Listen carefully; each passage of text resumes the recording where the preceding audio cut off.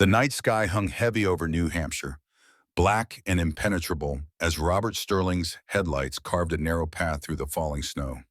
His knuckles whitened against the leather steering wheel of his Bentley, tension building in his shoulders with each mile closer to home. 3 days away on business had been 3 days too many. Something felt wrong. The call from his housekeeper had been brief, her voice unnaturally tight. "Mr. Sterling, perhaps you should come home early." Robert adjusted the rearview mirror, catching his own reflection. At 55, his face carried the weathered confidence of success, but his eyes betrayed a deeper story. They held the haunted look of a man who had buried too much. The CEO of Sterling Technologies had everything money could buy, yet the gnawing emptiness in his chest reminded him of all he had lost. The first flicker of emergency lights reflected against the pristine snow sent a jolt through his body. Red and blue pulses growing stronger as he rounded the final curve toward Evergreen Estate. His foot pressed harder against the accelerator, heart thundering against his ribs as the full tableau came into view. Ambulance, police car, front gates wide open.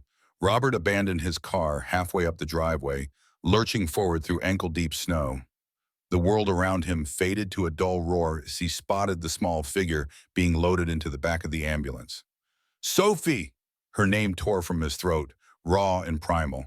His 7-year-old daughter lay strapped to a stretcher, skin ashen against her dark hair, vomit staining the front of her nightgown. The paramedics moved with urgent precision, attaching monitors, inserting an IV. Robert lunged forward, shoving past a uniformed officer. "That's my daughter. What happened? Sophie!" The girl's eyelids fluttered at the sound of his voice. So small, too small against the clinical white of the stretcher. Her brown curls, so like her mother's, splayed across the pillow.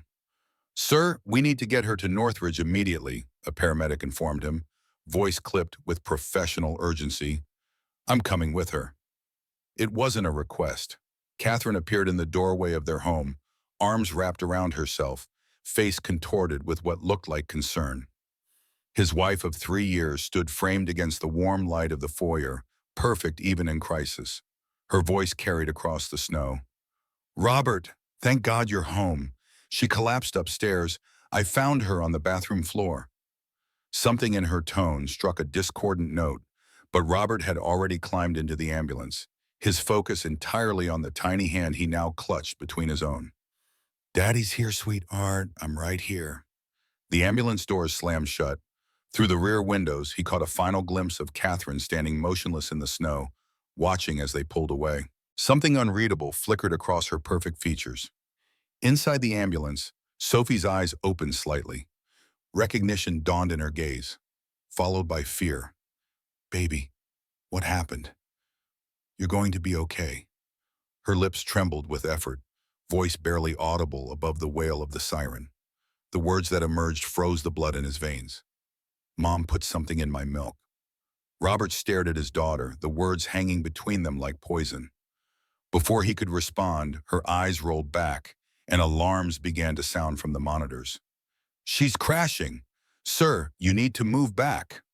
The paramedics swarmed around Sophie, their movements a choreographed blur, as Robert pressed himself against the ambulance wall, his daughter's words echoing in his mind. "Mom put something in my milk."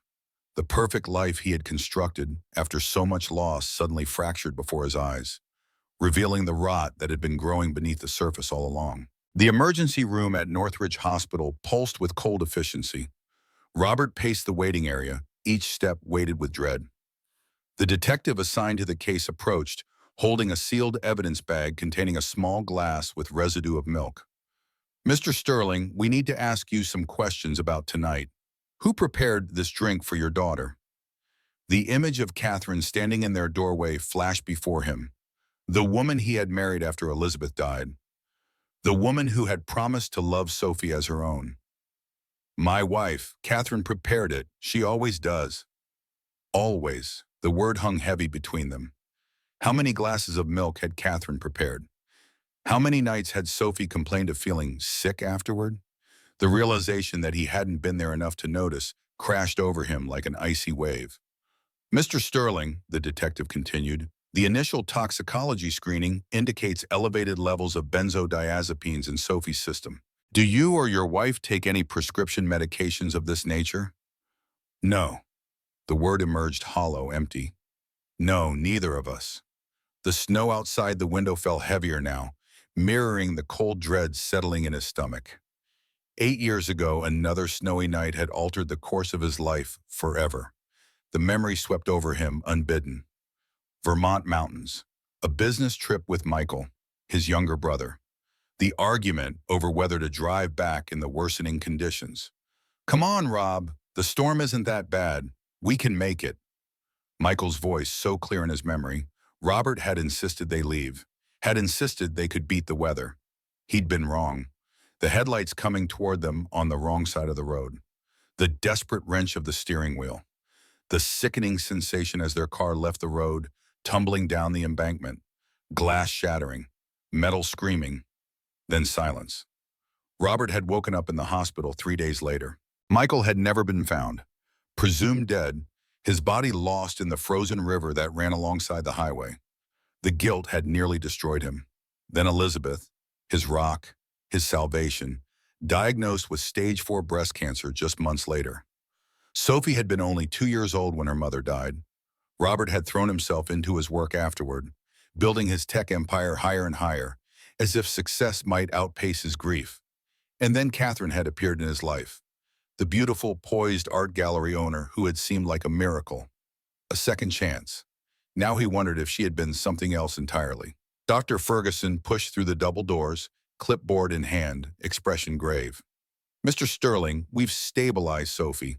The levels of sedatives in her system were concerning, high enough to cause respiratory depression in a child her size. Will she recover completely? Yes, but Mr. Sterling, the doctor lowered his voice, this isn't the first time we've detected these substances in Sophie's system. There were traces in her last routine blood work 6 months ago, though at much lower levels. We attributed it to potential lab error at the time. The floor seemed to shift beneath Robert's feet. 6 months of slow poisoning. 6 months while he traveled for business, attended board meetings, and trusted his wife with his most precious treasure. There's someone from Child Protective Services who needs to speak with you, Ferguson added, gesturing toward a severe-looking woman in a gray pantsuit approaching from down the hall. Robert's phone vibrated in his pocket. Sarah Chen, his executive assistant for the last 15 years. Her text message added another layer of unreality to the nightmare unfolding around him. A man claiming to be your cousin is trying to meet with you. Says it's urgent. He knew your birth date and childhood address. Name, Michael Hayes. The name struck him like a physical blow. Michael, his brother's first name. Hayes, their mother's maiden name. Impossible. The social worker stood before him now, notebook poised. Mr. Sterling, I have some concerns about the home environment. These levels of sedatives suggest long-term exposure. Were you aware of any unusual behavior in your daughter? Excessive sleeping? Mood changes? Before he could formulate a response, a commanding voice cut through the sterile hospital air. Mr. Sterling won't be answering any questions without proper representation present. Martha Wilson strode down the corridor, her 65 years doing nothing to diminish her formidable presence. The family housekeeper carried a thick folder in her arms, her gray hair pulled back in its customary severe bun. Who are you? The social worker frowned. I've been the Sterling family housekeeper for 25 years. I helped raise Mr. Sterling himself, then his daughter. Martha's tone brooked no argument as she placed a protective hand on Robert's arm. And I have Sophie's complete medical records here, including documentation of her previous hospital visits. Martha turned to Robert, her voice dropping to a whisper. I've been watching her for weeks now. Something isn't right with that woman, sir. The social worker reluctantly agreed to postpone her interview, leaving Robert alone with Martha in the corridor outside Sophie's room.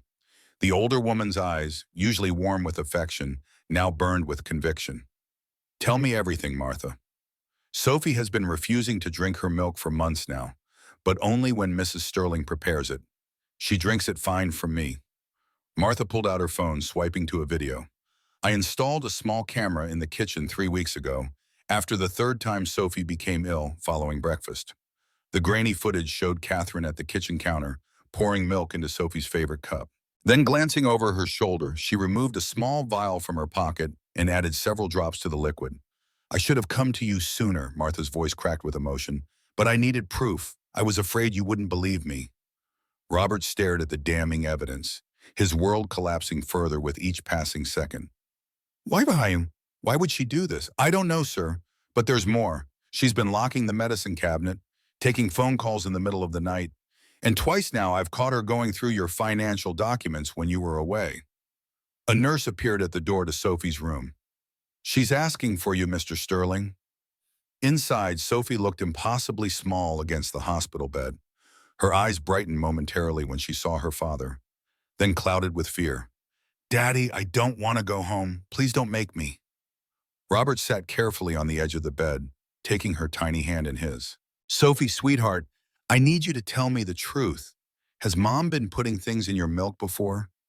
A single tear slid down her cheek. She says it helps me sleep better, but it makes me feel funny, scary funny, like I'm falling down a dark hole. How long has this been happening? A long time, since after Christmas. I tried to pour it out once, but she saw me. She got really mad, but not regular mad. Quiet mad. Those are scarier. Robert swallowed hard against the rage building in his throat. Sophie, I promise you, you are never going to be hurt again.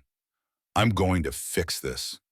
Sophie's eyes drifted towards sleep, the medication in her IV pulling her under. You promise? With everything I am. After she fell asleep, Robert stood by the window, watching the relentless snow blanket the hospital parking lot.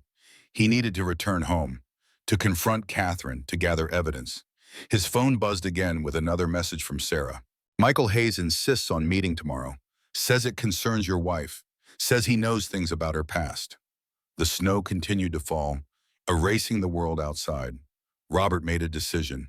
He would return home tonight, not to confront, but to investigate. Martha would stay with Sophie. Evergreen Estate loomed against the night sky, windows glowing amber against the swirling height. Robert parked away from the main entrance, using his key to enter through the side door. The house felt different now, its familiar luxury tainted by suspicion. He moved silently through the halls, listening for Catherine. The sound of her voice drifted from the study, tense and hushed. He's back early. Yes, they took her to Northridge. I don't know how much she told him. We need to accelerate the plan. Robert froze, pressing himself against the wall outside the study door. No, the documents are secure. He has no idea about the foundation transfers. But if he starts looking... A pause. I understand, I'll handle it. Just like before. Just like before. The words sent a chill down his spine. Catherine ended her call as Robert slipped away toward their bedroom. He needed evidence, something concrete beyond Martha's video. The medicine cabinet in their ensuite bathroom yielded nothing unusual. Catherine was too careful for that. He moved methodically through her belongings, searching drawers, checking behind framed photos. In the back of her vanity drawer, his fingers found a false bottom. Inside lay a small amber vial with no prescription label, half filled with clear liquid. Robert pocketed it carefully, continuing his search. Behind her collection of designer shoeboxes, he discovered a locked metal case. The combination eluded him, but he photographed it for later investigation. His phone vibrated with a text from an unknown number. He opened it, heart stammering against his ribs as he read the message. Your brother didn't die in that crash. She knows everything. Meet me at Alpine Cafe, 9 a.m. tomorrow. Robert stared at the screen, possibilities exploding through his mind. Michael alive? After 8 years? It seemed impossible, and yet a kernel of hope burned in his chest. A floorboard creaked in the hallway. Robert quickly replaced everything, positioning himself by the window as Catherine entered their bedroom. She paused in the doorway, surprise flickering across her perfect features before settling into concern. Robert, when did you get home? Why didn't you call me from the hospital? She rushed toward him, arms outstretched for an embrace he couldn't bear to accept. Robert stepped back, maintaining distance between them. The doctors are still running tests. Martha's staying with her tonight. Catherine's arms dropped to her sides, a flash of something, annoyance, anger, crossing her face before the mask of concern returned. What are they saying? Do they know what caused it? Not yet, Robert lied, watching her carefully. But they mentioned sedatives in her system. Any idea how those got there? The hesitation was brief but unmistakable. Sedatives? That's absurd. Perhaps they mixed up her blood work with another patient. Perhaps. Robert maintained a neutral expression, though fury boiled beneath the surface. I'm going to stay at the hospital tomorrow. Would you pack a bag for Sophie? Some clothes, her favorite stuffed rabbit? Of course. Should I come with you? The perfect wife, the perfect stepmother. No need. You have that charity luncheon tomorrow, remember? Sophie will understand. Relief, that's what flickered across her eyes. Relief that she wouldn't have to pretend at the hospital, surrounded by medical professionals. You're right, I shouldn't cancel at the last minute. It would look inconsiderate. Robert nodded, turning back toward the window. I think I'll sleep in the guest room tonight. I'm too wound up. Wouldn't want to disturb you. If you're sure. Her reflection in the window showed her watching him, calculating. Robert, she's going to be fine. Children are resilient. He didn't trust himself to respond. Morning arrived with clearer skies but no respite from the cold.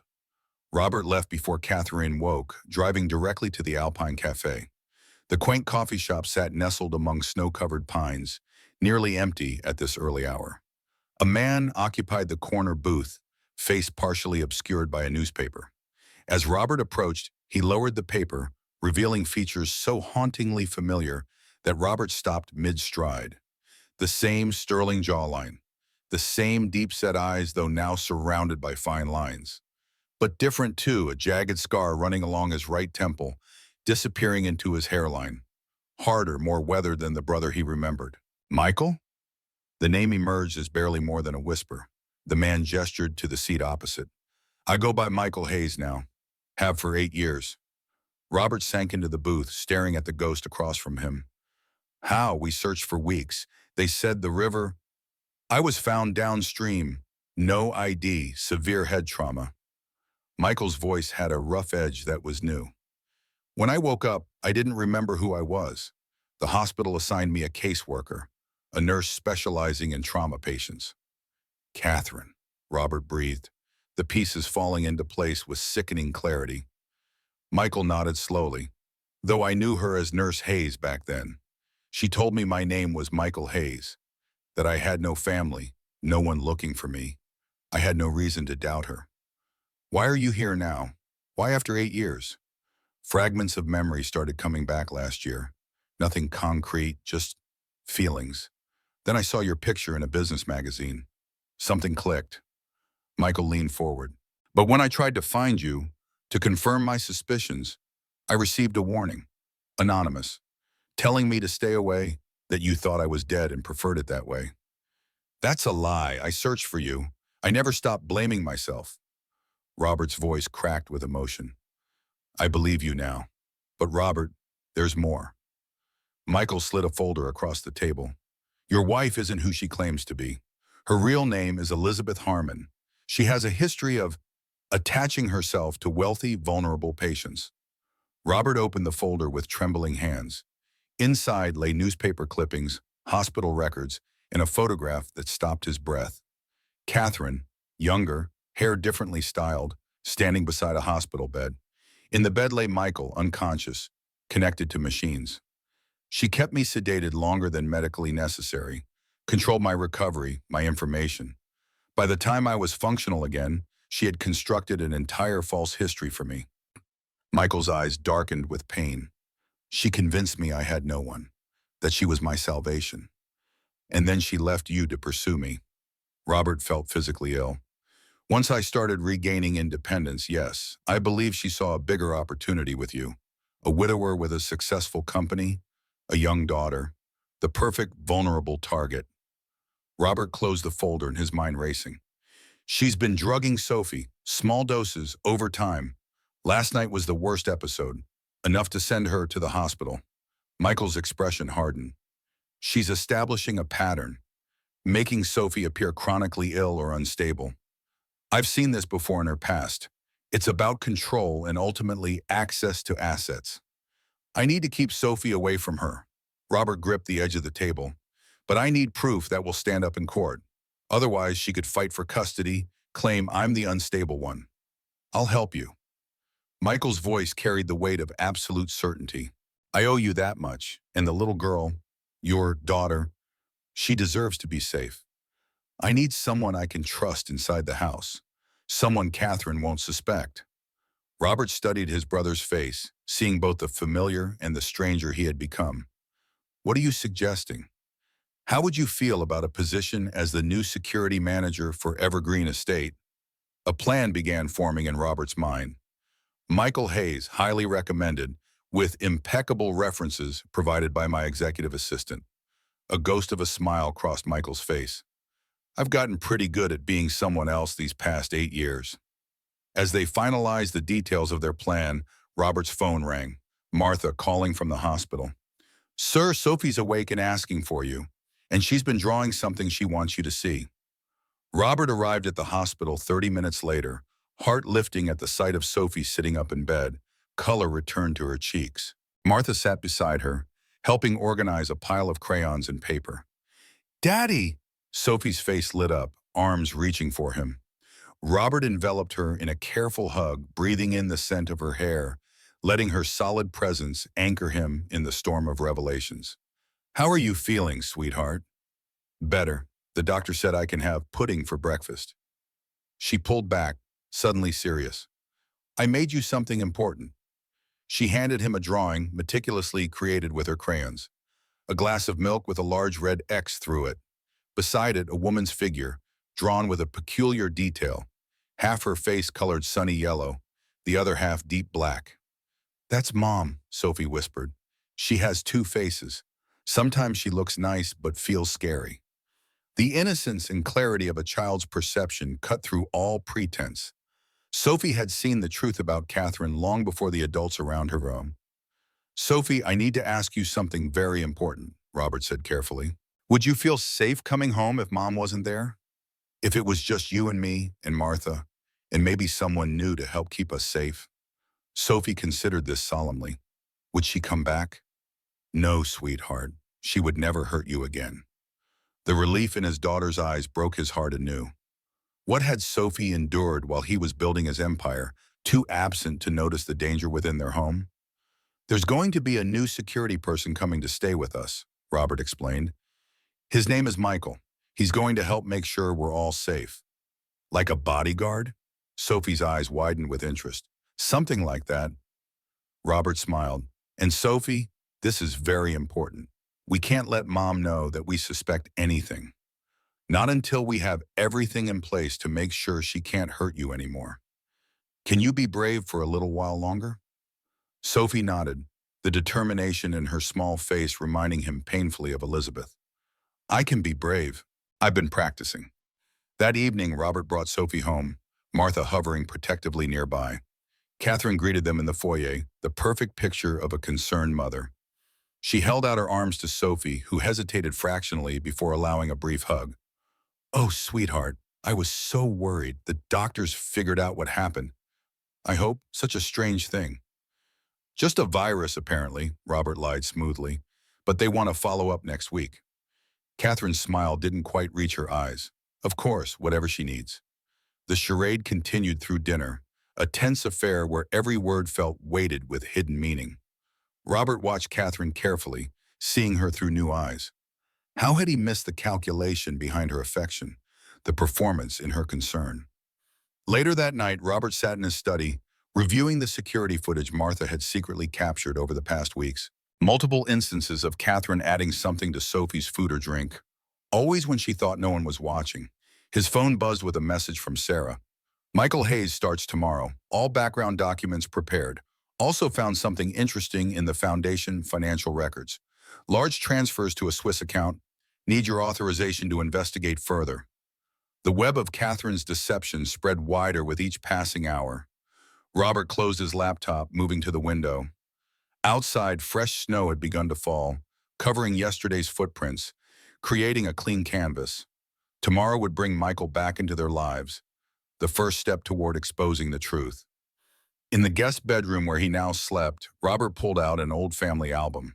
He turned to a photograph taken 15 years ago, himself and Michael at their parents' anniversary celebration. Two brothers, smiling, arms around each other's shoulders, unaware of how fate would tear them apart. He traced the image with his finger, then closed the album with new resolve. Catherine had stolen 8 years from them. She had endangered Sophie, the one person Robert had sworn to protect after losing Elizabeth. The one person he had ultimately failed by his absence. Never again, he whispered to the silent room. The snow continued to fall outside, blanketing Evergreen Estate in pristine white, nature's deception hiding what lay beneath. But unlike the snow, the truth couldn't be buried forever. It would surface, one way or another.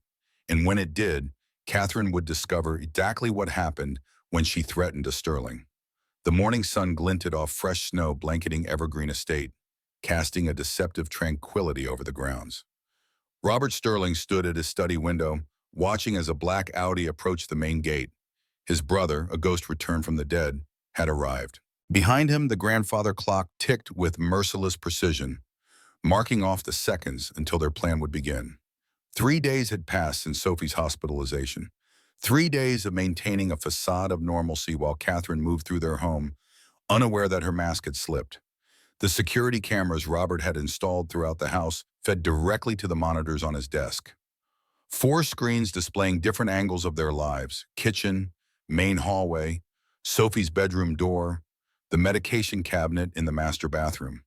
The 5th screen remained dark. The hidden camera in Catherine's private study was scheduled to activate remotely once Michael was in position. The intercom buzzed. Martha's voice came through with practiced formality. "Mr. Sterling, the new security consultant has arrived for his appointment. Send him in, please." Catherine appeared in the kitchen monitor, head tilting with curiosity at the announcement. Robert watched her smooth her hair, adjust her cashmere sweater. Always performative, always calculating her appearance. The study door opened and Michael stepped inside. Though they had met at the foyer, seeing his brother standing in his home, alive, breathing, sent a fresh wave of disbelief through Robert. 8 years of grief suddenly collided with the present moment. "Mr. Hayes," Robert extended his hand formally, aware of the cameras, aware that Catherine might be listening. "Thank you for coming on such short notice." Michael's grip was firm, his eyes communicating volumes beyond his professional response. "After what happened with your daughter, I understand your urgency, Mr. Sterling." Catherine's voice interrupted from the doorway. "Darling, who's this?" She stood framed in the entrance, the perfect vision of a wealthy man's wife, elegant in her simplicity, wedding ring catching the light. Robert watched her eyes scan Michael with practiced casualness, searching for any threat to her carefully constructed world. "Catherine, this is Michael Hayes. Given recent events, I've hired him to upgrade our security systems and protocols." Robert gestured between them with deliberate politeness. "Michael, my wife Catherine." Catherine stepped forward, hand extended. "Lovely to meet you. We've been so worried since Sophie's episode. I'm grateful Robert is taking extra precautions." If she recognized Michael as the patient she had manipulated years ago, her face revealed nothing. But Robert, watching her with new awareness, caught the momentary tightening around her eyes, the slight hesitation before her practiced smile appeared. Michael shook her hand briefly. "Mrs. Sterling." Just 2 words, yet Robert heard the undercurrent of tension, the controlled fury beneath Michael's professional veneer. Catherine's gaze lingered on Michael's face, particularly the scar along his temple. "Have we met before, Mr. Hayes? Something seems familiar." "I doubt it," Michael replied evenly. "I've been working private security on the West Coast until recently." "Must be one of those faces, then." Catherine turned to Robert with practiced concern. "Darling, don't forget Sophie's follow-up appointment this afternoon. Do you want me to take her?" "Martha and I will handle it. You have your foundation meeting, remember?" The smallest flash of relief crossed her features. "Of course, I should prepare for that." After Catherine left, the brothers exchanged glances. Michael spoke first, voice lowered. "She doesn't recognize me, not consciously at least. Or she's hiding it well." Robert gestured to the security monitors. "We need evidence admissible in court. Concrete proof of what she's doing to Sophie, her financial manipulations, her past." "Where is Sophie now?" "With Martha in the sunroom. She's been drawing constantly since the hospital, processing in her own way." Robert's voice caught. "She doesn't trust her own home anymore." Michael's expression darkened. No child should feel that way. I've called a meeting, the people we can trust. Robert checked his watch. They'll arrive separately through the east gate to avoid Catherine's attention. The security center, a converted guest suite in the east wing, was ready 30 minutes later. Sarah Chen arrived first, her usual efficient self despite the unusual circumstances. At 48, Robert's executive assistant had been with him through the building of his company, Elizabeth's death, and the aftermath. Her loyalty was absolute. Rebecca Miles arrived next, elegant and formidable in her tailored suit. As Elizabeth's oldest friend and one of Boston's top divorce attorneys, she brought both personal investment and professional expertise to their cause. Last came Dr. Abigail Turner, Sophie's pediatrician since birth, who had agreed to review the medical evidence independently. Robert stood before the assembled group, the weight of leadership settling familiarly on his shoulders. This wasn't a boardroom, but the stakes were infinitely higher than any corporate takeover. Thank you all for coming. What I'm about to share will sound incredible, but I need you to reserve judgment until you've seen all the evidence. He began methodically, presenting Martha's video footage of Catherine adding substances to Sophie's food, the hospital toxicology reports, the financial discrepancies Sarah had uncovered in the foundation accounts. Then came the revelation that stunned even those prepared for the worst. This is Michael Sterling, my brother, previously presumed dead. Robert gestured to Michael, who stood silently by the window. Catherine, whose real name we've discovered is Elizabeth Harmon, was his nurse after the accident. She manipulated his traumatic amnesia, created a false identity for him, and then abandoned him when she saw a more lucrative opportunity with me. Rebecca Miles recovered first. My God, Robert, this is beyond a simple divorce case. We're looking at attempted murder, financial fraud, identity theft, and a history of similar behavior, Sarah added, opening her laptop to display her findings.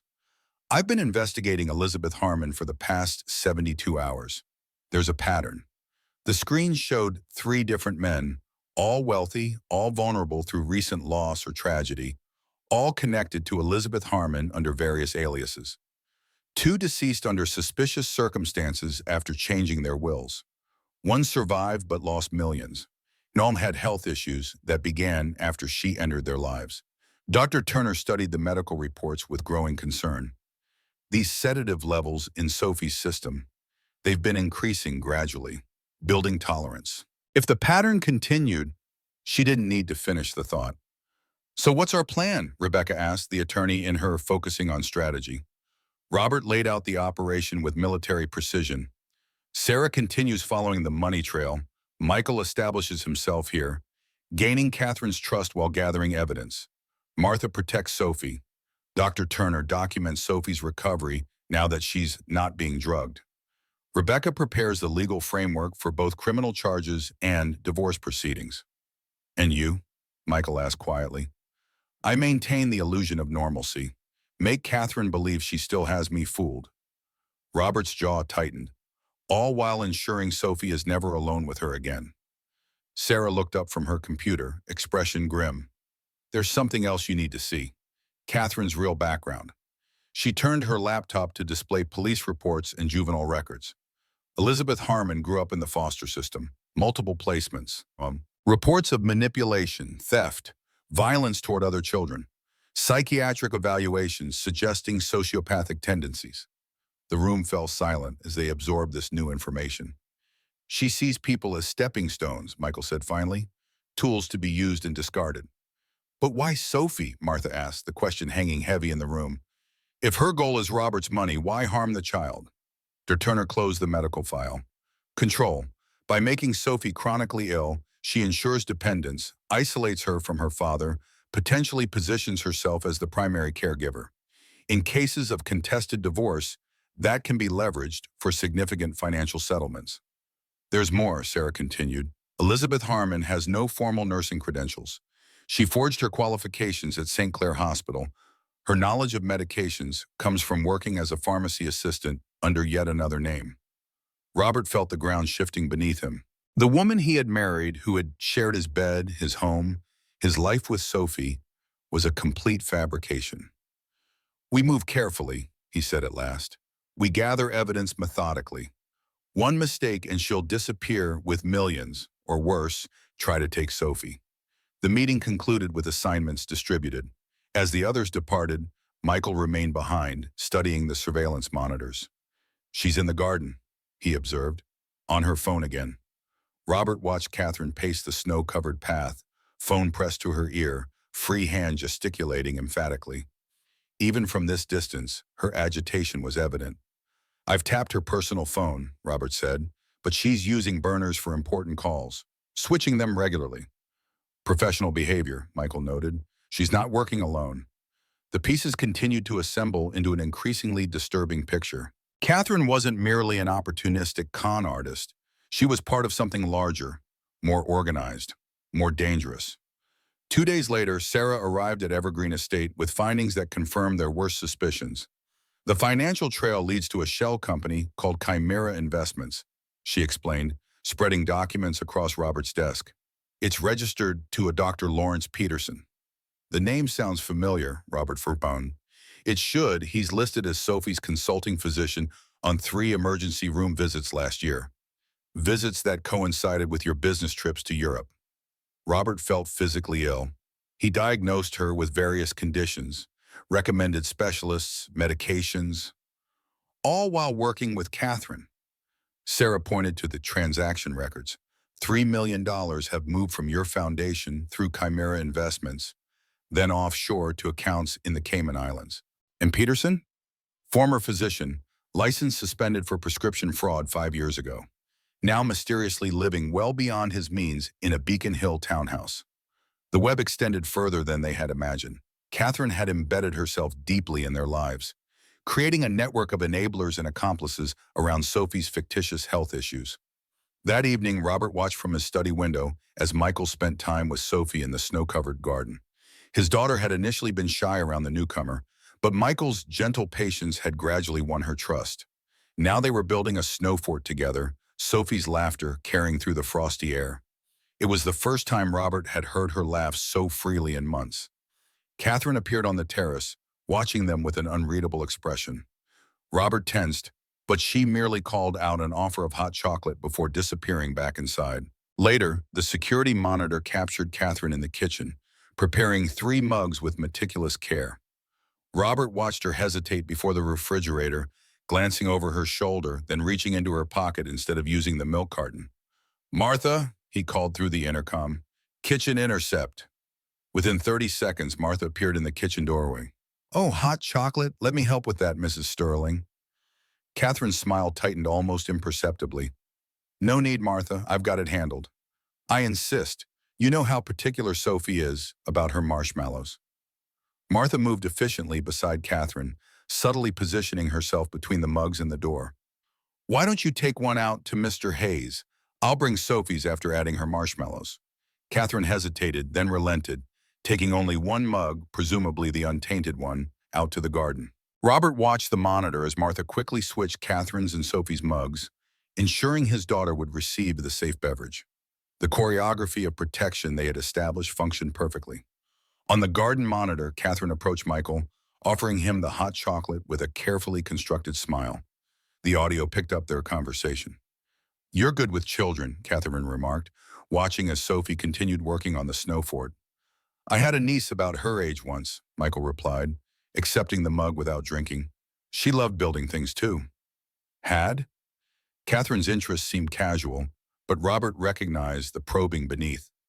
"She died with her father. Car accident." Michael's gaze remained on Sophie rather than Catherine. "Some losses you never fully recover from." Catherine touched his arm sympathetically. "I'm so sorry. That explains why you're so protective of Sophie. You see her as a second chance." Michael finally looked at Catherine directly. "Some things can't be replaced, Mrs. Sterling, but every child deserves protection." The layered meaning in his words caused Catherine's expression to falter momentarily. She recovered quickly, but the camera had captured her reaction. A flash of calculation, reassessment. That night, after Sophie was asleep under Martha's watchful eye, Michael reported a disturbing development. "She's testing me," he said, pacing Robert's study, dropping hints, watching my reactions. "She's trying to determine if I remember her." "What triggered this?" The niece comment, I mentioned losing family in a car accident. She's fishing for inconsistencies in my cover story. Robert rubbed his temples. We knew this might happen. She's skilled at manipulation, reading people. There's something else. Michael stopped pacing. I found this in my room. He placed a small wooden puzzle box on the desk. Handcrafted, expensive. A gift? Robert asked. An old gift. Michael's voice tightened. I've seen this before. She gave me the same puzzle box in the hospital 8 years ago. Said it would help my cognitive recovery. The implications sent a chill through the room. Catherine was sending Michael a message. I know who you are. She's accelerating her timeline, Robert concluded. She senses something's wrong. Their suspicions proved correct the following morning when Sarah called with alarming news. She's liquidating assets. 3 transfers from different accounts in the past 12 hours. Nearly $2 million moved to a Swiss bank. Robert made an immediate decision. Freeze everything. Every account connected to the foundation. All our joint personal accounts. Already done. But Robert, there's more. She's been searching for information on Sophie's trust fund, the one Elizabeth established before she died. The trust fund was substantial, designed to secure Sophie's future regardless of what happened to Robert. If Catherine gained control of Sophie through allegations of Robert's unfitness as a parent, she could potentially access those funds as guardian. The noose was tightening. They needed to gather their evidence quickly before Catherine made her next move. That afternoon, Michael experienced a breakthrough. While helping Sophie organize her art supplies in the playroom, he found an old music box that triggered a flood of memories. The mechanical melody unlocked fragments of his past. The hospital room, Catherine, Elizabeth, administering unnecessary sedatives, whispering to him while he was semi-conscious. Your brother doesn't want you found, Michael. He's moved on without you. I'm the only one who cares enough to stay. The manipulations had been constant, insidious, building dependency while eroding his sense of self and severing his connections to his past. Michael found Robert in his study, face ashen with the weight of recovered memory. She told me you were dead, he said without preamble. Every day for months, she reinforced it. Said you had died in the accident, that no one was looking for me, that I had no family left. Robert gripped his brother's shoulder, steadying him. I searched for you for months. The police, private investigators, search and rescue teams. I know that now. Michael's voice was raw. But when you're at your most vulnerable, with no memories to anchor you, the person controlling your reality shapes your truth. A soft sound at the doorway interrupted them. Sophie stood there, wide-eyed, clutching her favorite stuffed rabbit. Uncle Michael? She said tentatively, testing the word. The brothers froze. How much had she heard? How much did she understand? Sophie stepped into the room, moving directly to Michael. Your daddy's brother, from the pictures in the silver box. Robert knelt before his daughter. Sophie, sweetheart, this is complicated. No, it's not, Sophie interrupted with a child's clarity. He has the same eyes as you, and the same laugh. I knew he looked like someone. Michael knelt as well, meeting Sophie at eye level. You're very observant, Sophie. Did Mom make you forget too? She tries to make me forget things sometimes. With the special milk. Sophie's matter-of-fact description of her own drugging twisted like a knife in Robert's heart. Yes, Michael answered honestly, for a long time. But I'm remembering now. Sophie nodded solemnly. I helped Daddy remember Mom, my real mom. We look at pictures together. She turned to Robert. Is that why we had to pretend? Because we're helping Uncle Michael remember?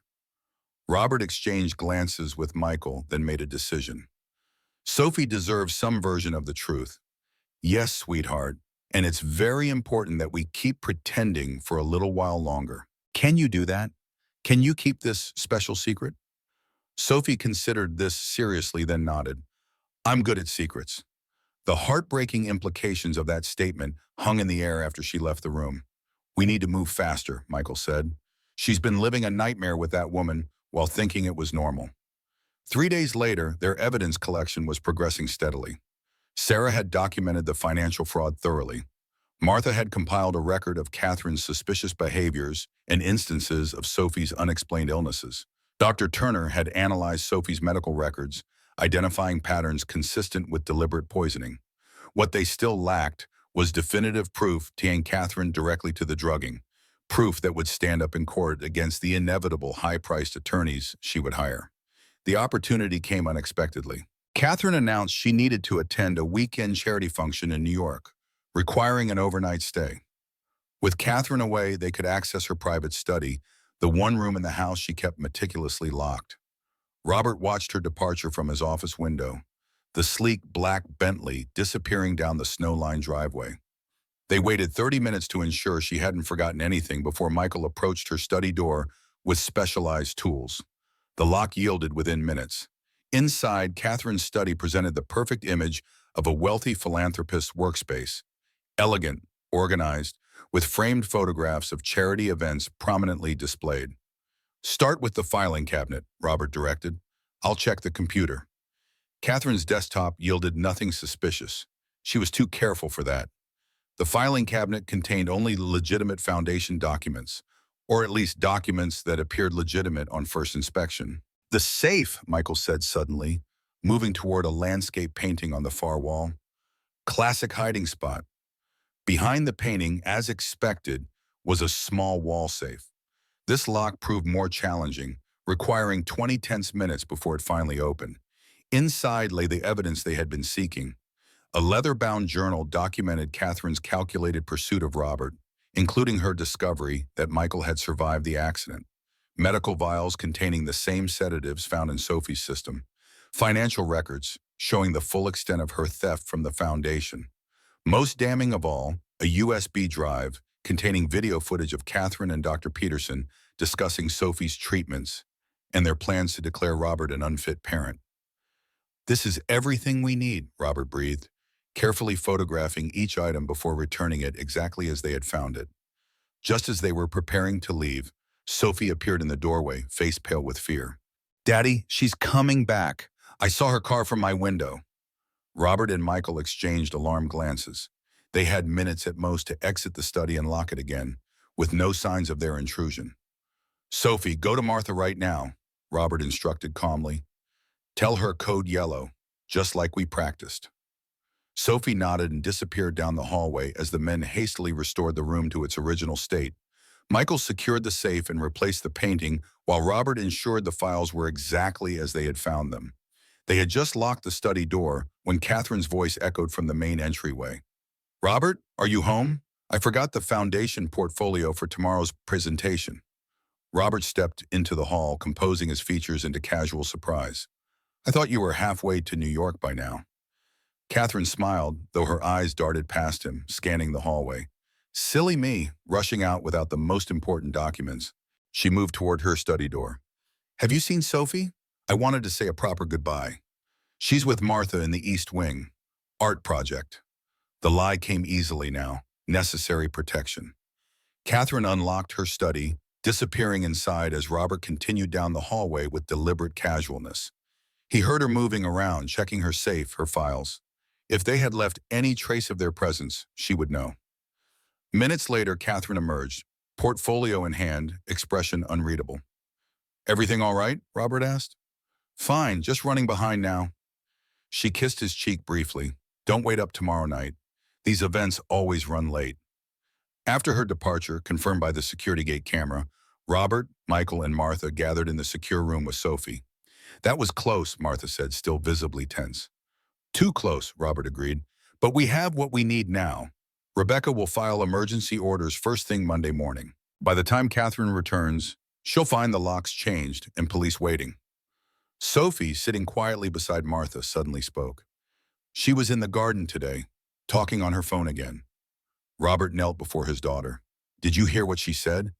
Sophie nodded solemnly. "She said, 'We need to move now. The girl knows too much.'" Her voice trembled slightly. "She was talking about me, wasn't she?" The adults exchanged alarmed glances. If Catherine suspected Sophie was aware of her activities, the child represented a threat to her plans. "I think we need to move tonight," Michael said quietly. "Take Sophie somewhere safe until this is resolved." "The lake house," Robert decided. "It's isolated, secure, not connected to any of our official properties." Plans were made quickly. Martha would take Sophie to the lake house immediately, while Robert and Michael remained to coordinate with Rebecca and law enforcement. Better to have Sophie completely removed from Catherine's reach. As Martha led Sophie upstairs to pack an overnight bag, Robert's phone rang. The caller ID displayed Rebecca Miles. "We have a problem," she said without preamble. "Catherine filed emergency custody papers this afternoon. She's alleging you're having paranoid delusions, exhibiting erratic behavior, and posing a danger to Sophie." Robert felt the blood drain from his face. "On what grounds?" "She has sworn statements from Dr. Peterson and two foundation board members claiming you have been making wild accusations about her, installing excessive security measures, and displaying signs of psychological breakdown." "That's absurd." "It gets worse. She's requested a psychiatric evaluation." Judge Harmon granted the petition. "There's a hearing scheduled for Monday morning." Judge Harmon. The name triggered an alarm in Robert's mind. "Rebecca, look up the judge. Check for any connections to Lawrence Peterson or Chimera Investments." The sound of typing came through the phone. Then Rebecca's sharp intake of breath. "Harmon, not a common name. Could be coincidence, but nothing is coincidence with her." Robert's mind raced through implications. She's been planning this move for weeks, maybe months, setting the stage, gathering allies, building a narrative of my instability. "Robert, listen to me. If you take Sophie now with these allegations pending, it will look like parental kidnapping. It will confirm everything Catherine is claiming about your mental state." The trap was elegant in its simplicity. If Robert sent Sophie away, he proved Catherine's allegations. If he kept Sophie at home, he left her vulnerable to whatever Catherine had planned next. "What do we do?" he asked, strategic mind temporarily overwhelmed by parental fear. "Document everything. Prepare for Monday's hearing with overwhelming evidence. Most importantly, do not give Catherine any ammunition to support her claims. Appear completely rational and cooperative." After ending the call, Robert relayed the devastating development to Michael and Martha. "So we can't move Sophie," Martha concluded, distress evident in her usually composed features. "Not without playing directly into Catherine's hands." Robert paced the room, mind working furiously. She's trying to provoke exactly that reaction. Michael leaned against the window, watching the snow begin to fall again outside. "We need to turn her strategy against her. Make her believe her plan is working." "How?" Robert demanded. "Let her think you're unraveling. Give her the behavior she's expecting. The paranoid accusations, the emotional outbursts, but documented, controlled, part of our counter strategy." Understanding dawned in Robert's eyes. "If she believes I'm falling apart exactly as she planned, she'll get overconfident," Michael finished. "Make mistakes." A new plan formed, desperate but potentially effective. Robert would appear to spiral into exactly the kind of paranoid behavior Catherine had described to the court. Meanwhile, their team would accelerate gathering evidence and preparing for Monday's hearing. That evening, with Sophie safely asleep under Martha's watchful eye, Robert and Michael staged the first phase of their counterattack. A loud, seemingly drunken confrontation in Robert's study, easily overheard by the household staff Catherine had likely cultivated as informants. "You're poisoning my daughter," Robert shouted, voice carrying deliberately through the house. "Did you think I wouldn't figure it out?" Michael played his role perfectly, the voice of reason trying to calm an increasingly unstable man. "Robert, these accusations are serious. You need evidence before—" "I don't need evidence. I'm her father. I know what's happening in my own house." The performance continued for several minutes before Robert stormed out, slamming doors, creating exactly the scene Catherine's court filings had described. The following morning, Robert called Catherine in New York, voice carefully modulated to suggest a man barely holding himself together. "I need you to come home," he said, letting his voice break. "Something's wrong with me, Catherine. I'm seeing threats everywhere. I accused Michael of conspiring against me last night." Catherine's response was perfectly calibrated concern. "Darling, you're under tremendous strain after Sophie's health scare. I'll come home immediately." "No," Robert countered, following their script. "I'm fine now. I need sleep. Finish your event. I'll have Dr. Peterson come check on me." The mention of Peterson was the bait. Catherine paused briefly before responding. "That's a good idea. I've been worried about your stress levels for months now." After ending the call, Robert turned to Michael with grim satisfaction. She's coordinating with Peterson right now, accelerating whatever they had planned. Which means we need our final evidence today, Michael concluded, before she returns tomorrow. Sarah arrived mid-morning with the last piece of their legal arsenal, bank records showing transactions between Judge Harmon and Chimera Investments. The connection was established, proving collusion in the judicial proceedings. By afternoon, Dr. Turner had completed her comprehensive analysis of Sophie's medical records, documenting the suspicious pattern of illnesses and unexplained symptoms that always occurred when Catherine was her primary caregiver. Rebecca prepared emergency motions based on their evidence, ready to file the moment courts opened Monday morning. Their case was solid, but timing would be critical. As evening approached, Robert sat with Sophie in her bedroom, reading her favorite story. His daughter curled against him, smaller and more vulnerable than her 7 years. "Daddy," she whispered after the story ended, "are the bad things almost over?" Robert kissed the top of her head, breathing in the sweet scent of her hair. "Almost, sweetheart, I promise. Is Uncle Michael staying with us forever now? Would you like that?" Sophie nodded against his chest. "He makes you smile again, like in the old pictures with real Mom." The simple observation pierced Robert's heart. Children saw truth where adults constructed elaborate facades. "Sophie, I need you to remember something very important. No matter what happens tomorrow or the next day, you are loved, more than anything in this world." "I know, Daddy." Her absolute certainty was the one pure thing in the twisted world Catherine had created around them. After Sophie fell asleep, Robert joined Michael in the security room, reviewing their final preparations. Every piece of evidence was backed up in multiple secure locations. Every legal document prepared for filing. Every contingency planned for. "She'll be desperate when she realizes she's exposed," Michael warned. "Desperate people are unpredictable." Robert nodded grimly. "That's why we need to be ready for anything." The security monitor showing the front gate suddenly activated. Headlights appeared through the falling snow, approaching the house. "She's back early," Robert tensed, checking the time. Nearly midnight, a full day before Catherine was expected to return. Michael moved quickly to the window, confirming the approaching vehicle. "Not alone. There's a second car behind hers." The brothers exchanged knowing glances. Catherine was making her move, earlier and more aggressively than they had anticipated. "Get Martha. Move Sophie to the panic room," Robert instructed, already reaching for his phone to alert Rebecca. As Michael disappeared down the hallway, Robert watched the security monitor as Catherine emerged from her car, snow swirling around her elegant figure. Behind her, a second figure approached, Dr. Lawrence Peterson, carrying what appeared to be a medical bag. The trap was sprung earlier than expected, but unlike Catherine's previous victims, the Sterling brothers were ready. Robert took a deep breath, preparing to confront the woman who had systematically destroyed lives, the woman who had nearly succeeded in taking everything from him.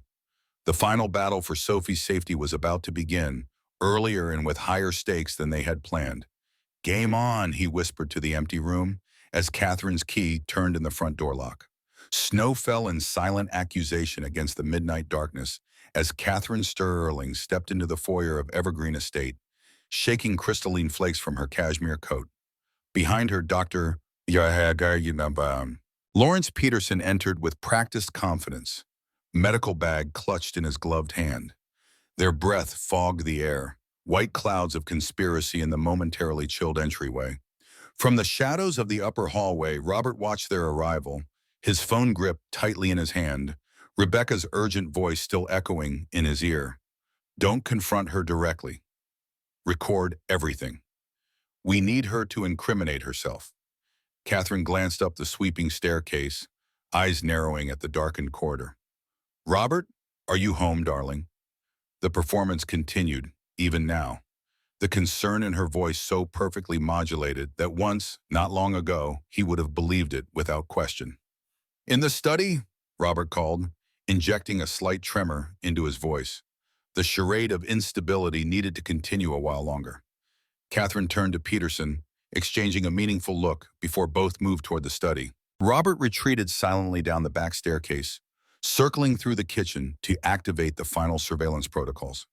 Every room in Evergreen Estate was now recording, every word and gesture preserved as evidence. Michael's text message flashed on his screen. Sophie secure with Martha, panic room locked, standing by. Robert squared his shoulders, drawing a deep breath. The endgame had begun earlier than anticipated, but the pieces were in position. He returned to the study, finding Catherine and Peterson already comfortable, a tableau of concern arranged for his benefit. Robert, darling. Catherine rose as he entered, arms extended in practiced sympathy. I was so worried after your call. You sounded not yourself. I haven't been sleeping. He allowed his voice to crack, playing into the narrative she had created around him. The nightmares. Sophie in the hospital. I can't get the images out of my head. Doctor.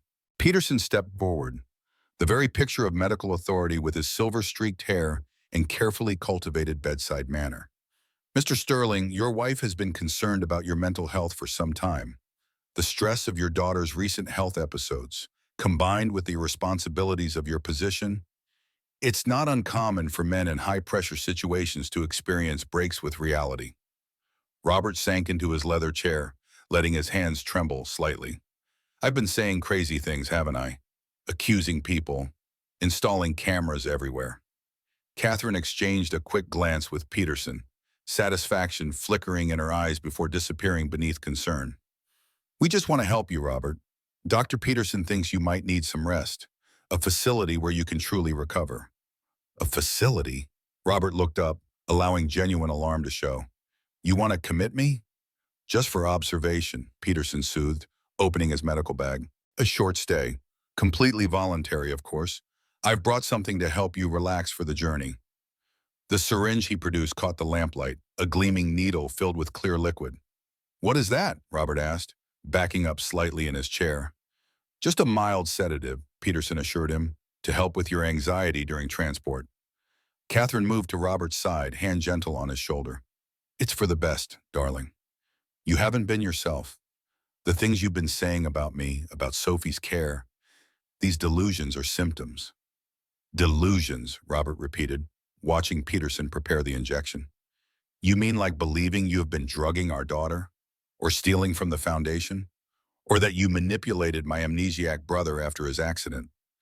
Catherine's fingers tightened imperceptibly on his shoulder. You see, Lawrence? These paranoid fantasies are getting worse. Peterson approached with the syringe. This will help you think more clearly, Mr. Sterling. Robert stood suddenly, causing both of them to step back. Before we do this, I just need to know one thing. He turned to Catherine, meeting her eyes directly. Why Sophie? If it was my money you wanted, why hurt her? A calculation passed behind Catherine's eyes, whether to maintain the charade or abandon it. Finally, something shifted in her expression. The mask of concern transformed into cool assessment. Children are leverage, Robert. Sophie was making things complicated, asking too many questions, remembering too much. The medication kept her compliant, confused enough to be dismissed if she said anything problematic. Peterson glanced nervously at Catherine. Elizabeth, perhaps we should... Elizabeth? Robert interrupted, seizing the slip. Not Catherine? A slow, dangerous smile spread across her face. Very good, Robert. You've done some homework. Not enough, though. I know everything, Robert stated flatly. About Elizabeth Harmon, about the other men before me, about what you did to my brother. Catherine, Elizabeth, laughed softly. Do you? Then you know I never leave loose ends? She nodded to Peterson. Lawrence, proceed with the sedation. We have a limited window before the transport team arrives. Peterson advanced with the syringe. Robert backed away, maintaining distance between them. And after I'm safely institutionalized, what happens to Sophie? I'll raise her as my own, Catherine replied smoothly, the devoted stepmother caring for a child whose father suffered a tragic mental breakdown. The Sterling fortune will ensure she receives the best of everything. While you control it all as her guardian, Robert concluded, someone has to. You're clearly unfit. Catherine gestured impatiently to Peterson. Lawrence, now. The doctor lunged forward with the syringe. Robert dodged, but found himself cornered against the bookcase. Peterson advanced again, needle extended. This can be easy or difficult, Mr. Sterling. Your choice. I choose neither. Robert reached behind a row of books and pressed a hidden button. The study doors swung open. Michael stood in the entrance, recording everything on his phone. "Hello, Elizabeth," he said quietly. "It's been a long time." Catherine froze, color draining from her face as she stared at the man she had once manipulated through months of amnesia. Michael Hayes, what an unexpected surprise. "Sterling," Michael corrected. "Michael Sterling. I've remembered everything now." Peterson looked between them in confusion. "Elizabeth, who is this? You said there wouldn't be any complications." "A ghost from the past." Catherine recovered quickly, voice hardening. "And irrelevant to our current situation." "Not irrelevant," Robert countered. "Very relevant to the charges of identity manipulation, medical fraud, and attempted murder that will be filed against you tomorrow morning." Catherine's laugh held no humor. "Charges? Based on what evidence? The ravings of a man experiencing paranoid delusions? The confused memories of an amnesiac?" "Based on this." Robert activated his phone, displaying the security feed from Catherine's study, the safe being opened, the incriminating journal and medications visible inside, and the financial records Sarah uncovered, and the sworn statements from your previous victims' families, and Sophie's toxicology reports. For the first time, uncertainty flickered in Catherine's expression. "You accessed my private study? My safe?" "While you were conveniently away in New York," Michael confirmed, "though we've suspected for weeks what was inside." Peterson began backing toward the door, clearly recognizing the shift in power. "I should go. This is between the two of you." "Stay where you are, Doctor," Michael commanded, blocking the exit. "The police are already on their way. Fleeing would only add charges." Catherine's composure cracked further. "Police, you're bluffing. You wouldn't risk a public scandal." "To protect Sophie, I'd risk everything." Robert's voice hardened with certainty. The sound of vehicles approaching outside drew everyone's attention. Headlights swept across the study windows, illuminating the falling snow. Not police cruisers, but two black SUVs with tinted windows. Catherine's expression shifted from uncertainty to triumph. "Ah, right on schedule." "What is this?" Robert demanded. "My insurance policy," Catherine replied smoothly. "Did you think I came alone with just Lawrence? The men outside work for an associate of mine. Very discreet, very efficient at resolving complicated situations." Robert and Michael exchanged glances, the unforeseen complication forcing a rapid recalculation of their strategy. "Sophie," Robert murmured, thoughts immediately turning to his daughter's safety. "Secure in the panic room with Martha," Michael reassured him quietly. Catherine caught the exchange, eyes narrowing. "Where is Sophie? What have you done with her?" "Protected her from you," Robert answered coldly. The front door opened downstairs, heavy footsteps marking the entrance of multiple people. Catherine smiled, confidence returning. "It seems we're at an impasse, Robert. You have evidence, I have resources. Sophie is the leverage we both want. This isn't a negotiation. Everything in life is a negotiation." Catherine moved toward the door, Peterson following nervously behind her. "My associates will find Sophie, regardless of where you've hidden her in this house. Then we'll discuss terms for everyone's continued well-being." Michael blocked their path. "You're not going anywhere." Catherine reached into her coat pocket, withdrawing a small pistol that she aimed steadily at Michael's chest. "Step aside." The revelation of the weapon changed the dynamic instantly. Robert tensed, calculating distances and angles. "Always so many contingencies," Catherine remarked, noting their reactions. "It's how I've survived this long. Now, where is Sophie?" "You would never hurt her," Robert said, testing the waters. "She's your meal ticket." "True, but you and your brother? Entirely expendable." Her smile turned predatory. "Tragic murder-suicide. Unstable father, recently reunited with long-lost brother. Family drama escalates to violence. I tried desperately to intervene, but too late to save either of you." The sound of men ascending the main staircase grew louder. Catherine gestured with the gun. "Now where is my stepdaughter?" "Right here." The small voice from the doorway drew everyone's attention. Sophie stood there in her nightgown, brown curls tousled from sleep, Martha conspicuously absent from her side. "Sophie!" Robert's heart nearly stopped. Go back. It's okay, Daddy, Sophie interrupted, her voice strangely calm for a 7-year-old facing such danger. I heard everything on the special phone Uncle Michael gave me. Catherine's expression softened artificially. Sophie, darling, you should be in bed. Come here to Mom. You're not my mom. Sophie stood her ground, voice steady. My real mom loved me. She didn't put medicine in my milk to make me sick. Of course I didn't, sweetheart. That's just one of Daddy's confused ideas. He's not well. Catherine lowered the gun slightly, extending her other hand toward Sophie. Come with me now. I'll keep you safe. Sophie shook her head. I pressed the special button. The police are really coming now. Catherine's face hardened. You're lying. No, Sophie replied simply. I'm being brave like Daddy taught me. The distant wail of sirens confirmed her claim, growing steadily louder. Catherine's composure fractured completely, panic replacing calculation. Lawrence, get the men up here now, she commanded. Peterson moved toward the doorway, only to collapse suddenly as Martha appeared behind him, the heavy serving tray in her hands making a satisfying sound against the back of his head.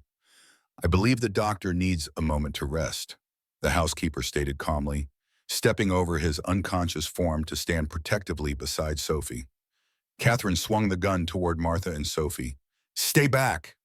It's over, Elizabeth, Robert said quietly. The police are coming. Sophie is safe. There's nowhere for you to go. It's never over, Catherine hissed, desperation in her eyes. Not for me. I didn't claw my way out of nothing, create all of this, just to lose everything now. The sound of confusion erupted from downstairs, shouting, the crash of furniture. Catherine's hired men encountering unexpected resistance. That would be the security team I hired last week, Robert informed her. Former military, very efficient at handling complicated situations. Catherine's control dissolved completely. She aimed the gun directly at Robert, finger tightening on the trigger. You've destroyed everything. You did that yourself, Michael countered, shifting slightly to shield his brother. The gunshot was deafening in the confined space of the study, but it wasn't Catherine who had fired. Sarah Chen stood in the second doorway, her small service pistol held in a remarkably steady grip. Catherine staggered, the bullet having struck her shoulder. Her own weapon clattered to the floor. Executive assistant, former military police, Sarah explained calmly, keeping her weapon trained on Catherine. Mr. Sterling mentioned you might need additional persuasion to cooperate. The sirens reached a crescendo outside as police vehicles surrounded Evergreen Estate. Catherine sank to her knees, hand pressed against her bleeding shoulder, face contorted with hatred and disbelief. You think this is the end? She spat, blood seeping between her fingers. Men like you always underestimate women like me. This isn't over, Robert. Not by a long shot. Yes, Elizabeth, Robert replied, gathering Sophie into his arms and holding her tightly against his chest, feeling her small heart racing against his own. For you, it is. The aftermath unfolded like scenes from a surreal film. Police swarming the estate, evidence being cataloged, statements recorded. Catherine and Peterson in handcuffs, led through falling snow to waiting patrol cars. The hired men similarly detained, their loyalty extending only as far as their paychecks. Sophie remained glued to Robert's side throughout, refusing to be separated even as medical personnel attempted to check her for any injuries. Martha hovered nearby, fiercely protective, while Michael coordinated with the authorities. Dawn broke over Evergreen Estate, pale winter light revealing the chaos left in Catherine's wake.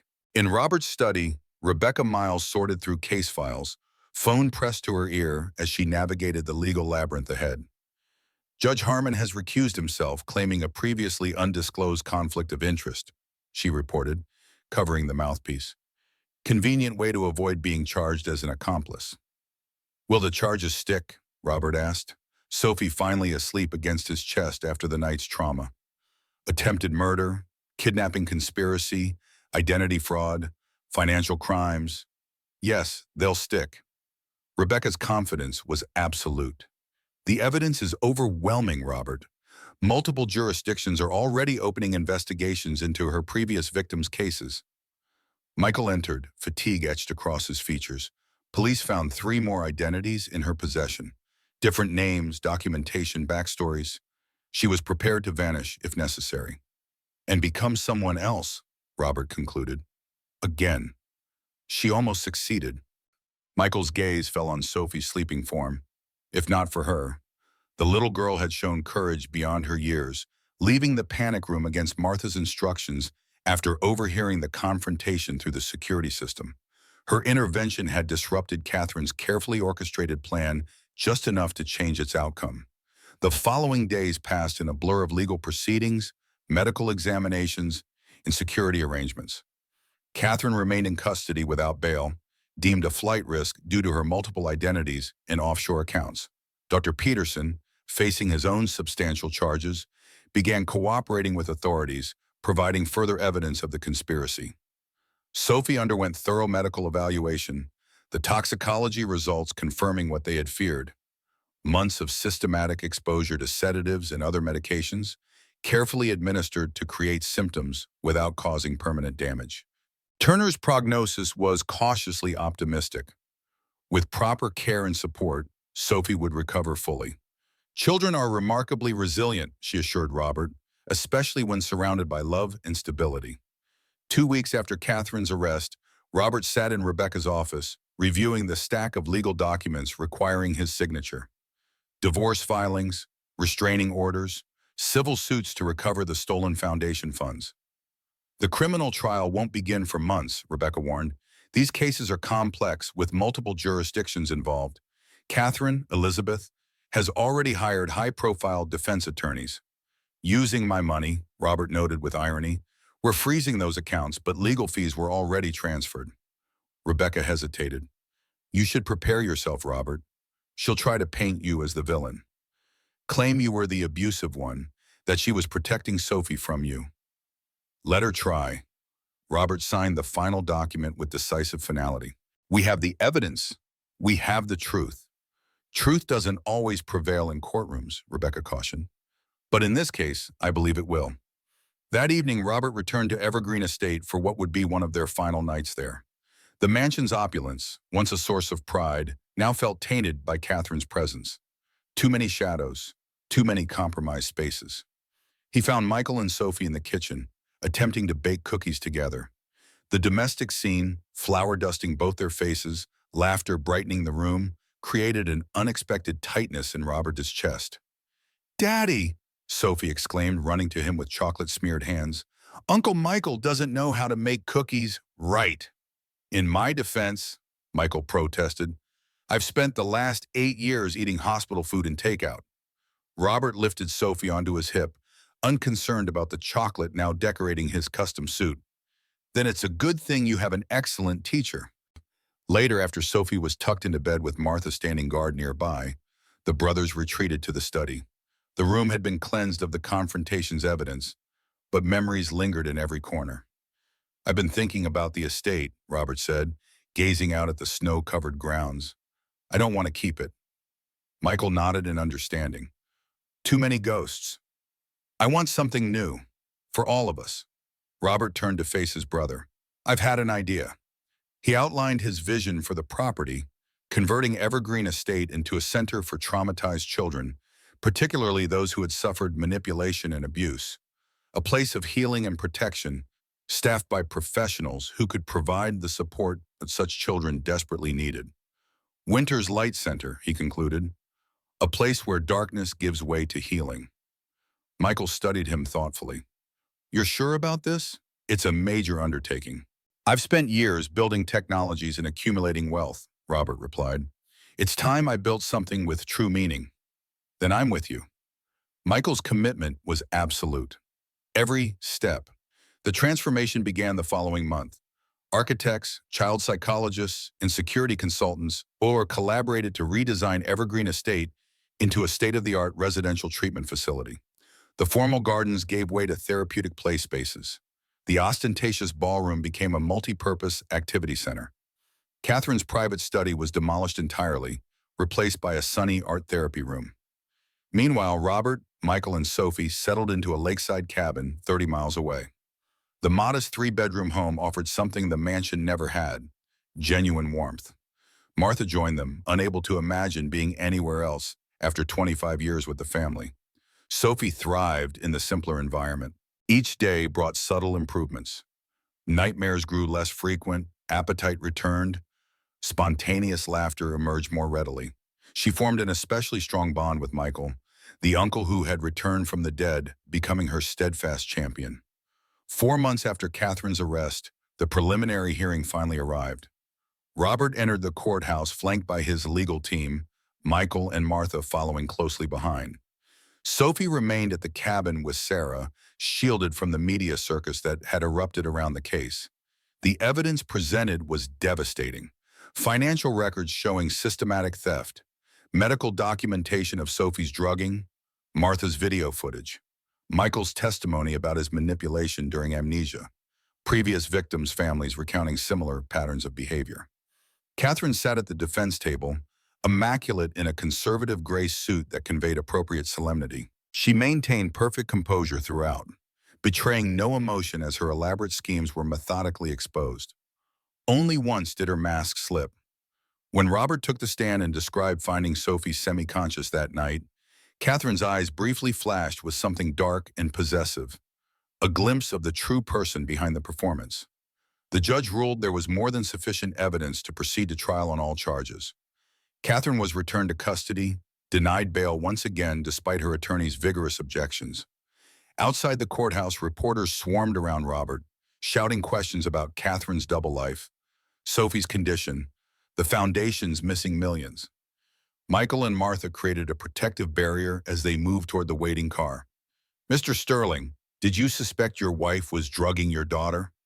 "Mr. Sterling, comment on the allegations that Elizabeth Harmon has victims in 3 different states." "Mr. Sterling, how does it feel to discover your brother was alive all this time?" Robert paused at the car door, turning to face the assembled press. The questions continued to fly, microphones thrust toward him from all directions. "I will make only one statement today," he said, his voice cutting through the chaos. "My family has endured a private tragedy that has now become public spectacle. What matters now is not retribution, but healing. Not the past, but the future we create from it." He slid into the car beside Michael as the reporters pressed closer, hungry for more. "Well said," Michael commented as they pulled away from the curb, though the vultures seemed disappointed. "They want blood and scandal," Robert replied wearily. "I'm focused on something else entirely." That evening, he sat with Sophie on the cabin's small dock, their feet dangling above the lake's dark surface. The spring air held lingering winter crispness, stars emerging in the twilight sky above. "Daddy," Sophie began hesitantly, "is the bad lady going to jail forever?" Robert considered how to answer, wanting to be honest without burdening her. "The judges will decide that, but yes, I believe she'll be in jail for a very long time." Sophie nodded, absorbing this. "Was she always bad, even before she met us?" "I think," Robert chose his words carefully, "I think she had a very hard life when she was little. No one taught her the right way to love people, but that doesn't excuse the choices she made." "Could I turn bad like her, if bad things happened to me?" The question pierced Robert's heart. "No, sweetheart, you have something she never had." "What?" "People who love you truly for exactly who you are, not for what you can do for them." Sophie leaned against his side, considering this. "Like you and Uncle Michael and Martha. And your real mom," Robert added gently. "She loved you more than anything in this world." They sat in comfortable silence, watching bats swoop over the water in graceful arcs. The trauma remained, would always remain in some form, but moments like this reminded Robert that healing had begun. 1 year after Catherine's arrest, Winter's Light Center prepared for its official opening. The transformation of Evergreen Estate was complete, its imposing facade softened by thoughtful landscaping, its interior reconfigured into spaces designed for children's recovery. Robert stood on the sweeping front lawn, now dotted with flowering trees and comfortable seating areas. Michael beside him, Sophie holding both their hands as reporters and community leaders gathered for the ribbon-cutting ceremony. "Nervous?" Michael asked quietly. "Terrified," Robert admitted. "What if we've missed something? What if we can't actually help these children?" "We've assembled the best child psychologists, trauma specialists, and security experts in the country," Michael reminded him. "And more importantly, We understand what these kids have experienced in a way most people never could. Sophie tugged on Robert's hand. Daddy, it's time for your speech. Robert approached the podium, gazing out at the assembled crowd. Catherine's trial had concluded 3 months earlier with multiple convictions and a 40-year sentence without possibility of parole. Sir Peterson had received 15 years for his role in the conspiracy. The financial restitution process continued, but the legal chapter was largely closed. This gathering marked the beginning of something new. Welcome to Winter's Light Center, Robert began, his voice carrying across the attentive crowd. A year ago, this property was known as Evergreen Estate. It was my home, but never truly a sanctuary. Today, we transform a place once touched by darkness into a beacon of healing. He spoke briefly about the center's mission, providing specialized care for children who had experienced manipulation, medical abuse, and psychological trauma. The programs developed by leading experts, the security measures ensuring absolute safety. The most valuable lessons often emerge from our greatest suffering, he continued.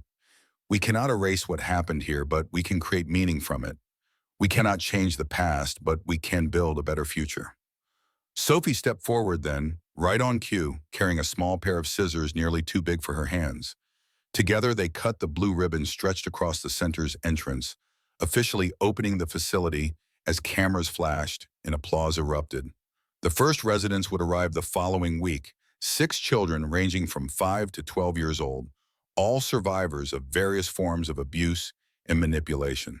The waiting list already extended months into the future, a sobering reminder of how many children needed such specialized care. That evening, after the reporters had departed and the caterers had packed away the last of the reception food, Robert found Sophie in what had once been Catherine's study. The room was unrecognizable now. Walls painted sunny yellow, shelves filled with art supplies, windows open to welcome natural light. Sophie sat at a small table, carefully painting a wooden plaque. "What are you working on, sweetheart?" Robert asked, kneeling beside her. She turned the plaque to show him. In careful letters surrounded by painted flowers, she had written, "For Emily, where the light begins." "It's for my special tree," she explained, "the one Martha helped me plant yesterday." Emily, her real mother's name, the woman whose absence had created the vulnerability Catherine exploited, the woman whose love still lived in Sophie's heart. "It's beautiful," Robert said, voice thick with emotion. "She would love it." "Do you think the new children will feel safe here?" Sophie asked, returning to her painting. "I hope so. We've done everything we can to make it safe." Sophie nodded thoughtfully. "I can help them, you know. I understand about bad dreams and being scared."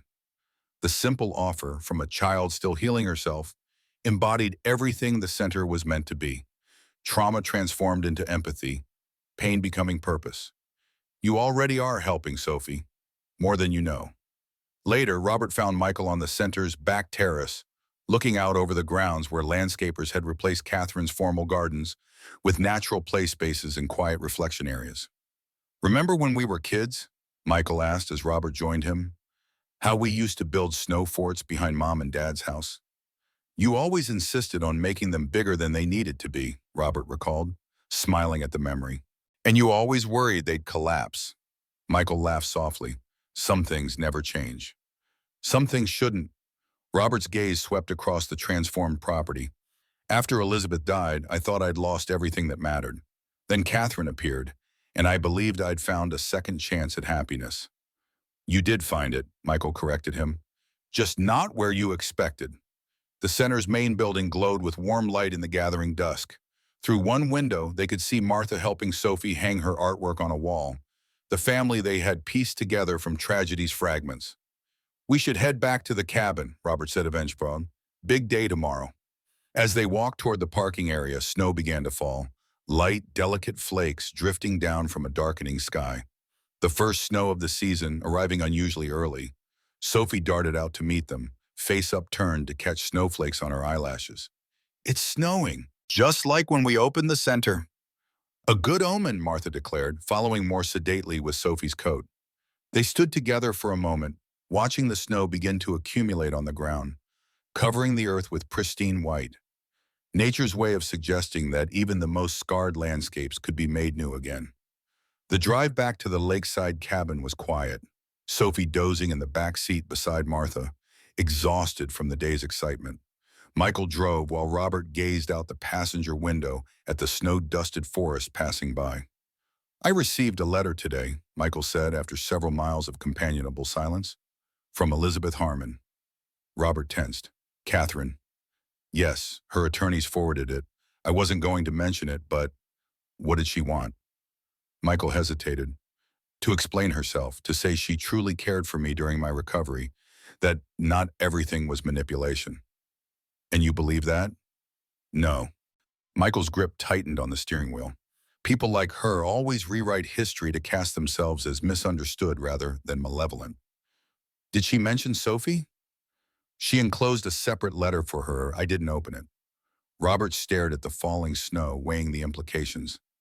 Sophie doesn't need to hear from her. Not now, maybe not ever. I agree, but someday, when she's older, Sophie might have questions only Catherine can answer.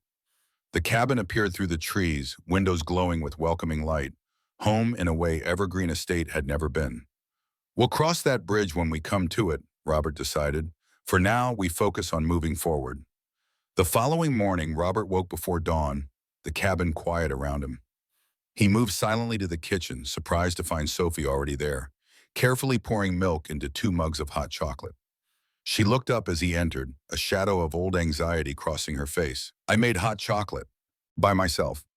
The significance of this simple act, Sophie willingly preparing a milk-based drink, something that had been weaponized against her, was enormous. It looks perfect, Robert said, keeping his tone casual while his heart swelled with pride at her courage. This one's for you. She pushed a mug toward him, watching intently as he took the first sip. The chocolate was too sweet, slightly lukewarm, and absolutely perfect. Delicious, he declared truthfully. Best hot chocolate ever. Sophie beamed, taking a careful sip from her own mug, another milestone in her recovery.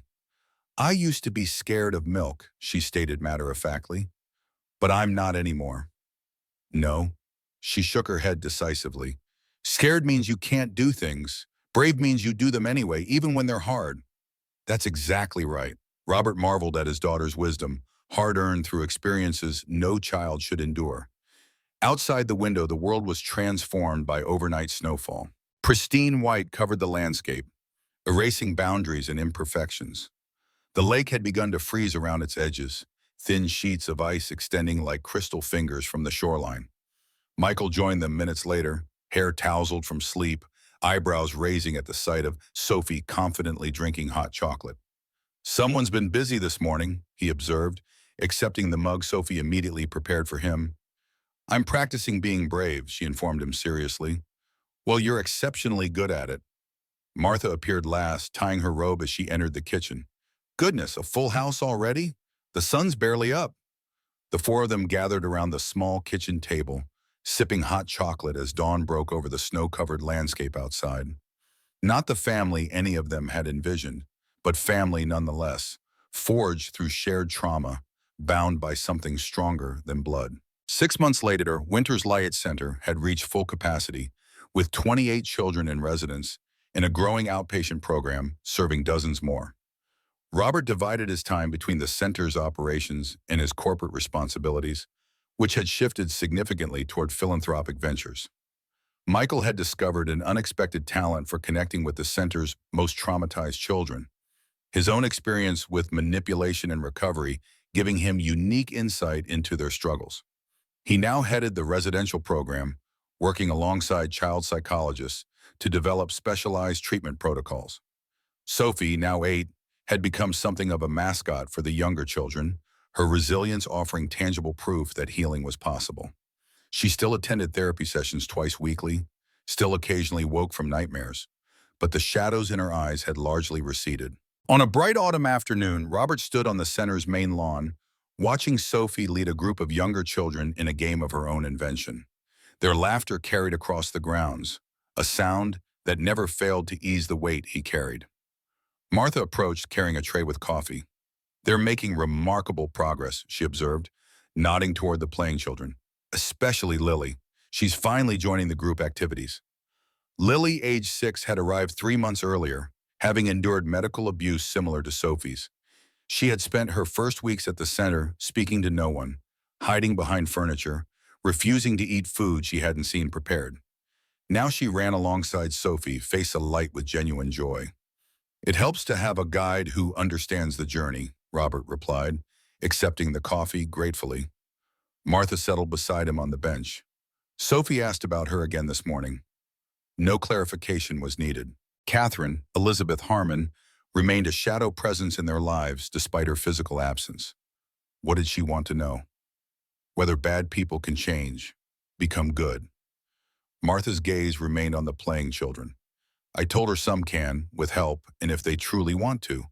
But others remain exactly who they are, regardless of consequences." Robert nodded slowly. "And which do you believe Catherine is?"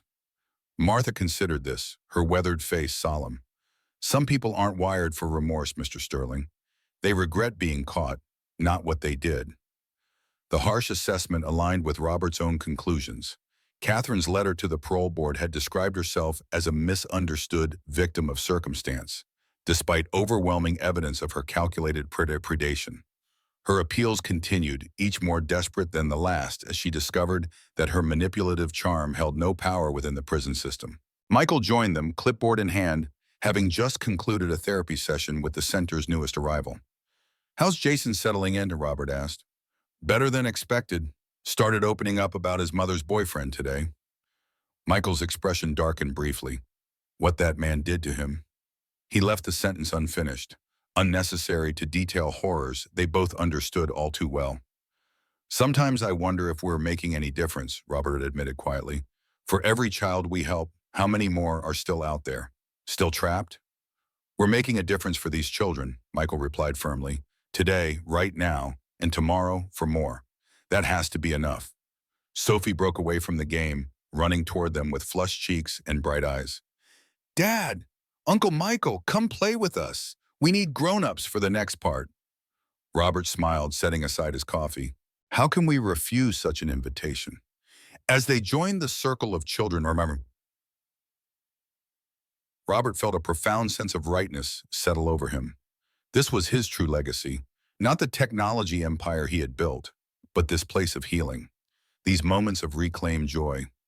The sun slanted low through autumn trees as the game continued, casting long shadows across the lawn. Once, such shadows had concealed danger. Now they were simply part of the natural rhythm of light and darkness, neither threatening nor ominous. Later, as twilight descended over Winter's Light Center, Robert sat in his office reviewing applications for the spring session.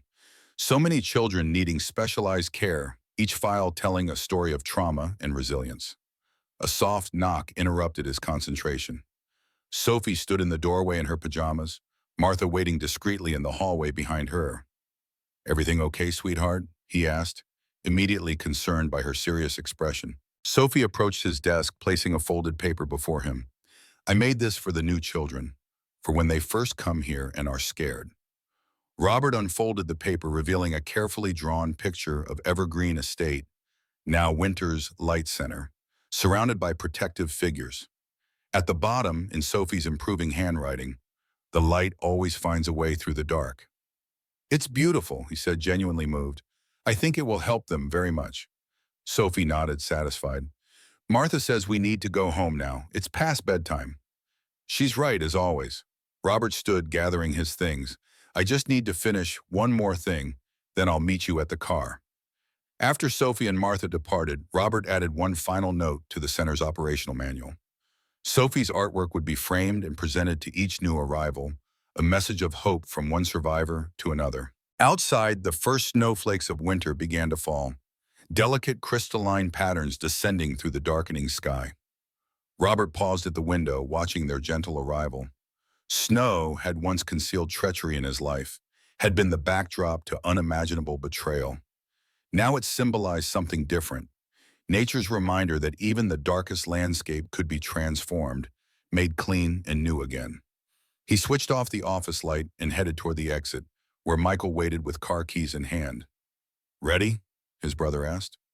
"Yes," Robert replied with absolute certainty. "Let's go home." They walked together through the gently falling snow, toward the car where Sophie and Martha waited, toward the cabin by the lake that had become their sanctuary, toward the future they had salvaged from tragedy's grasp. Behind them, Winter's Light Center stood as testament to what they had learned through their ordeal. That secrets buried in snow eventually surface, that healing emerges from the deepest wounds, and that light once found, it can never truly be extinguished again.